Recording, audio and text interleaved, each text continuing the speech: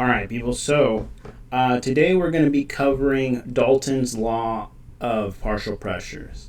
Now, what that law says is basically if you have a mixture of gases, like over here on the right, is that Pika? Hello, Pika. Good morning. If you have a mixture of gases, then the pressure of that mixture is made out of, or is equal to, the individual pressures added up. So, wait, what? Woof. Scared me. Okay. Nah, I wasn't that scared. So, like, let's say over here is a mixture of oxygen and helium, right? Or just two different gases. And let's say this is oxygen, and let's say this is helium. Well, the pressure of this container plus the pressure of this container, if the particles are the same, will be equal to the pressure of the mixture. And that basically, the reason why that works is because of the assumption that all gases are ideal, that all gases behave the exact same way. It's not necessarily true. There are some variations, as you saw with ammonia in that chart a couple videos ago, where they have slight variations, but for the most part, it's kind of the same. Now, the formula is very simple. It's the total pressure is equal to the pressure of the individual gases added up. But your book loves to complicate things, and so does College Board, and so do college professors, and so does anyone.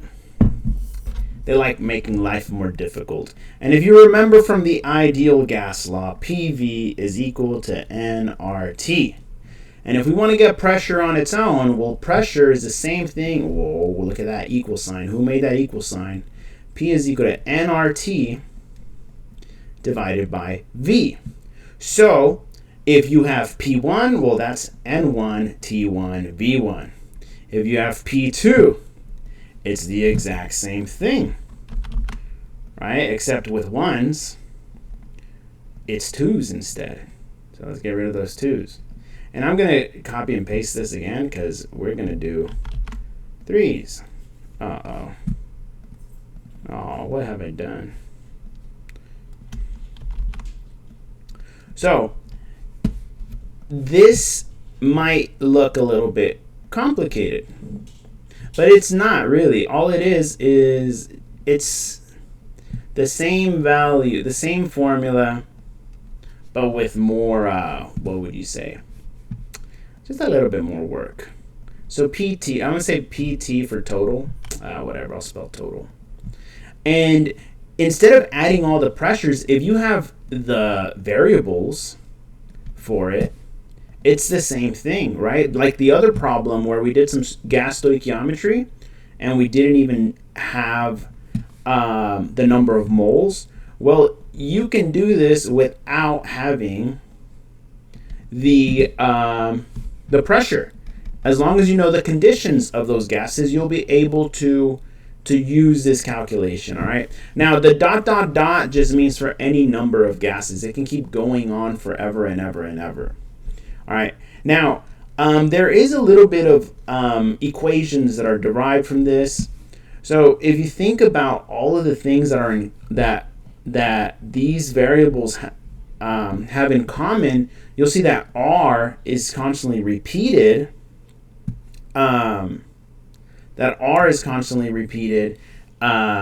That T is usually repeated because they're in the same container, so temperature is the same. And if they're in the same container, well, volume is the same. So a lot of these variables are shared. The only one that isn't shared is the number of moles. So you can rewrite this equation as RT over V, because all of them have RT over V, and they're the same temperature, the same volume, and the same gas constant. The only thing that changes is the number of moles of each gas. So you can rewrite that equation in this format. All right. And what this format does, this format allows you to see that the pressure is basically directly related to the number of particles, right? The number of particles. And we're going to use this to come up with something called a mole fraction, and then we're going to use that to solve some problems for us, okay? But before we do that, let's just use Dalton's law of partial pressures, the simple one. Pika, what's up? You sad? You want to sit on my lap? You want to sit on my lap? Let's go. Come on, fool. I'm on the clock here, girl. Let's go. All right, I'll pick you up. Oof. Uh-oh. Is this Pika's first video in chapter 5? Pika, please do not speak into the microphone. I don't have a cat translator. All right. Well, anyways, let's check it out. This is an example on page 184 on the book. Pika, if you don't mind scooting over so I can see it, verify. It is page 184. Oh, crap. No, don't stop recording. I'm sure it's fine. Wait, what the heck? Where am I? Ay. Cats are weapons of mass destruction. All right. So let's check out this problem. I am going to have to copy a little bit of this problem down over here. All right. Just to make our lives a little easier. So let's read this. A mixture of helium and oxygen can be used in scuba diving tanks to help prevent the bends. Fun stuff. For a particular dive, 46 liters of helium at 25 degrees Celsius, 1 atm. So those three things are properties of helium. So you can make a list off to the side, right? Well, we know the pressure, we know the volume, we know the temperature. We don't know the number of moles, and then R is always R. So we can write these variables down. So the pressure for helium is 1.0 atm, the volume is 46 liters, and then the temperature was 25 degrees Celsius, but you got to get used to adding 273, and you got to realize that that should have been 298 Kelvin.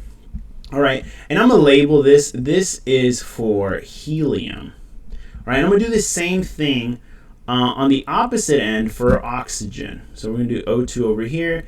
Let me get rid of this right here. Let me move this a little higher. And let me get this out of the way. So O2 has the same variables. It has the exact same variables.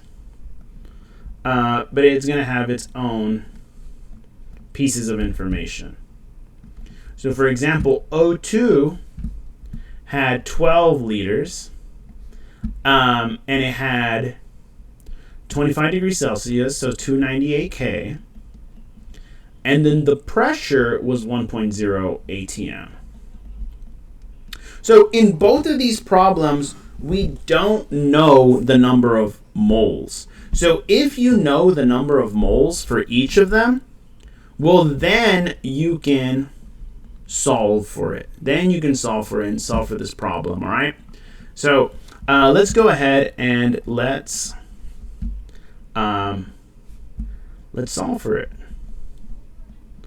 We are basically doing two ideal gas law problems so that we can solve for those moles, right? We got P, V, T, and R. And for the sake of time, I already have those written out over here on the side. First of all, you move. You stop trying to join. You're not part of the cool kids. So in these problems right here, I have the helium problem set up to solve for the moles, and then the oxygen problem set up to solve for the moles as well. And let me just multiply these out really quick so we can get our answer. 1 times 46 divided by 0.08206 and divided by 298. We end up getting 1.88 moles of helium. And then for oxygen, 12 divided by 0.08206, hit Enter and divide by 298, and we got 0.49. I'm going to round that up to a 1. Mr. Sanchez, what about the sig figs? I'll do that at the end. I shouldn't have rounded then. Whatever. It is what it is. It is what it is. Oh, wait, Mr. Sanchez, what are your units? No, it is what it is without units, okay? None of that. All right, so we have our moles, but we are looking for the partial pressure of each gas and the total pressure in the tank. So we need the partial pressure of each gas, and that's basic. Well, is that basically it? Is that all we're looking for?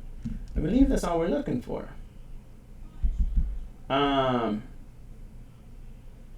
feel like my numbers are a bit off.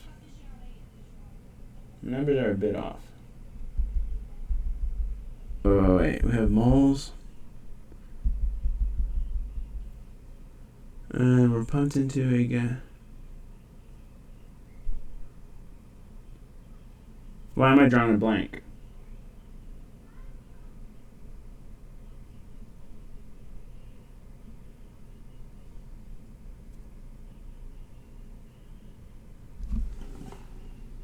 Why am I drawing a blank? This is... Hello, Mr. Sanchez.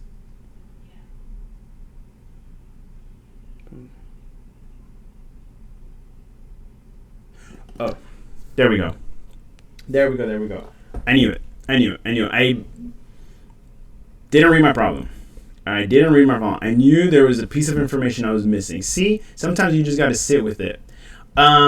So this right here these are the conditions before they were placed into a container. If you read it, it says for a particular dive, this and this were pumped into a tank. So that's separately. Then they're put into one tank, and their new volume is 5.0 liters. So it's basically the same type of problem, right? Except now our volumes... Oh, I had these... Now our volumes aren't the same. Our volumes have changed to liters. All right? To 5 liters because they got compressed into a scuba tank.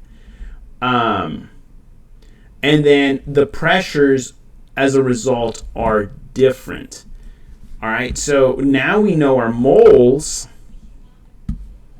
Now we know our moles. Get rid of that. Now we know our moles. And our pressures, we don't know. We don't know our pressure, but we do know the moles, and that makes me happy.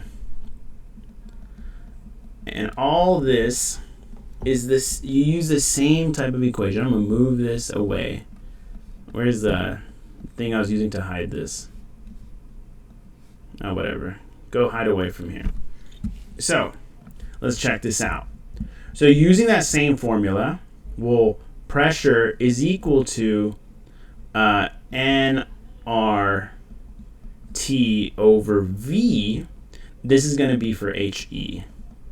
All right, and we're going to plug in the moles, the 1.88 moles of HE. We know the volume is 5.0 liters. And then the R, I'm copying and pasting.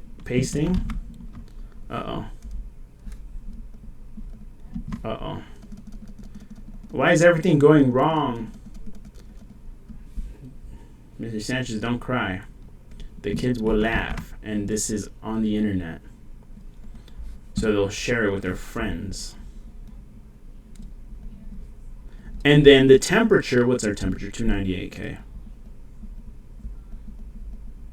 All right, and we basically do the same thing with the pressure of oxygen, right? So the pressure of oxygen is equal to that same thing, but we don't have 1.88 moles. Instead, we have, I think this is a bad video. I'm looking at it now and I'm feeling like this video is gonna suck a bit, but you know what? If you don't like this video, tell your grandma to make a better one. Here we go. No. Your grandma will show me up. Put me out of a job. So this one right here, we got 9.19. This is our new pressure, and that's going to be an ATM, and that's the pressure for HE. And then let's do the same thing for O2, 0.491 times 0.08206 times 298 divided by 5, and we get 2.40 ATM. Now we can use this formula. All right, and the P total is equal to those two pressures added up because they're the only part in there. So once you actually have your pressures, this problem's super easy. This part, if I just give you pressures, it's going to be a piece of cake, and you're going to be like, man, Mrs. Sanchez is so kind for giving us all the pressures. And then the total pressure of the container of your tank is 11.6 ATM, but I know that my units are not my units, my sig figs are incorrect. This is 5.0. 5.0 has 2 sig figs, 1.0 has 2 sig figs. So everything seems to have 2 sig figs, so I'm around that to 12 ATM. And then just to double check for a little peace of mind, the book has 11.7. Sig figs, bro. Oh, but when you add, alright, whatever. So the sig fig rule when adding and subtracting, I totally forgot. I always forget. Is adding and subtracting is the one with the least numbers after the decimal place. This one should have been one place after the decimal. This should have been one place after the decimal. So our answer should be 11.6 or 11.7 ATM. All right, and that is basically it for this this partial pressures, and that's a very tough problem on it. It's the same problem. And then we'll talk about the mole fraction in the next video. I don't want you guys to be like, this is too much, because it kind of is. A lot of this, it kind of is. But for now, peace out, people.